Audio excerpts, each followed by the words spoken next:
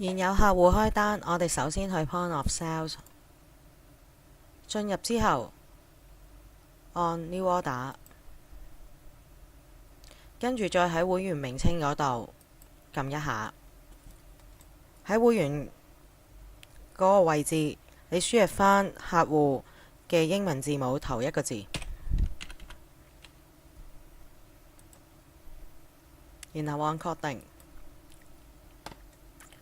跟住就可以入商品，商品可以用商品名稱或者 SKU，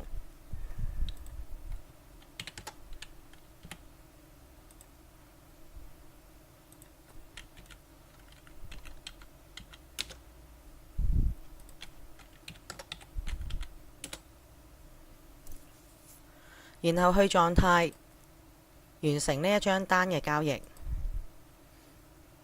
查看返你嘅 existing order，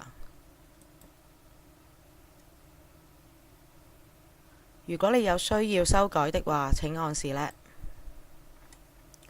進入後可以點選返增加或者修改嘅貨品。